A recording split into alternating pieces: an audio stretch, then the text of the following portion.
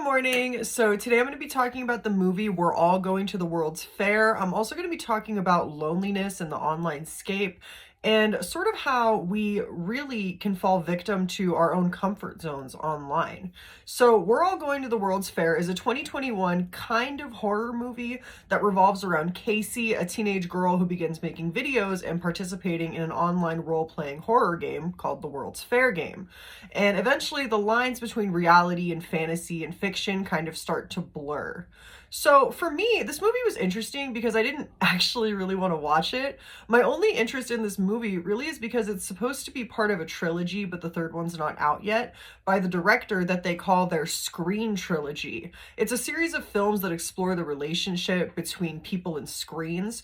So this movie isn't going to be connected to other movies in the series, but the movie that I really wanted to see from this trilogy is I Saw the TV Glow, and that one's going to be next on my list. So I mainly wanted to watch this one so that I could kind of get a feel for it before I watch I Saw the TV Glow.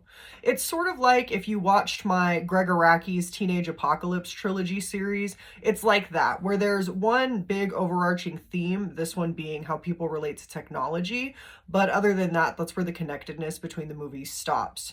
So as always, I like to talk about the visuals of movies before I really get into the meat of the video, so that's what we're going to start with. So this movie shows Casey, our protagonist, in her attic bedroom that's kind of lit up by like neon stars on the ceiling in what looks like upstate New York.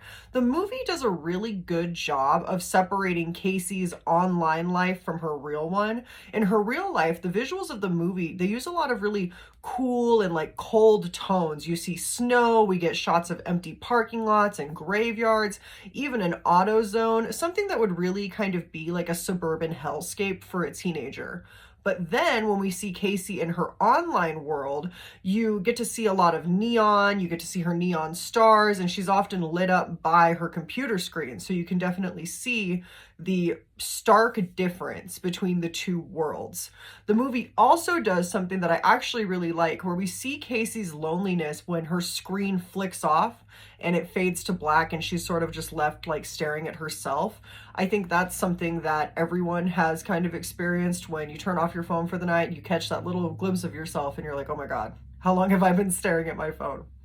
So this movie really got me like thinking about how easy it is for us to get lost in our fantasy worlds and how we get so attached to things online that we really don't see we're losing ourselves in reality, because that's what's happening to Casey. We see a lot where Casey is so lonely and bored and depressed in her regular life, and her only real solace is in making her videos for this game and this friendship that she has with this older man online named JLB. The JLB scenes also really started to remind me of a time where the internet, although the internet is still crazy, was a lot more unmoderated than it is now. You had sites like Omegle were very common, and there was like young kids, myself included, who would fall down these rabbit holes, and you'd go on these sites and you'd talk to like strangers. And since we're kids, I think we almost didn't really know where to draw the line.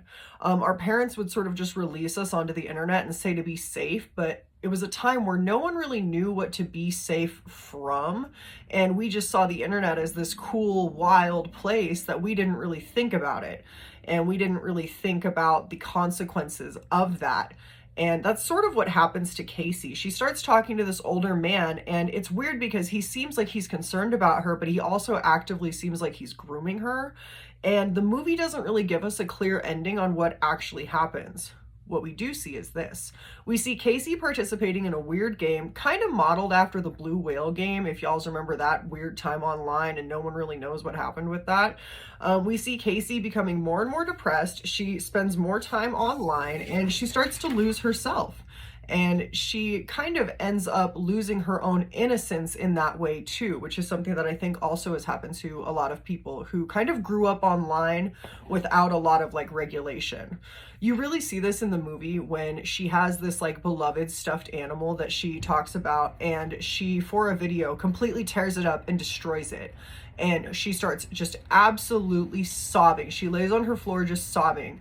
And it's a hard scene to watch because she's kind of figured out that she's finally gone too far. And I think that's something that a lot of kids who were left unmoderated online can kind of relate to. There comes a point where you see things that are so screwed up that it's a part of you forever. And that thing, like, you can't come back from that. Once you've seen it, you can't unsee it. And that moment of innocence that you had before is gone.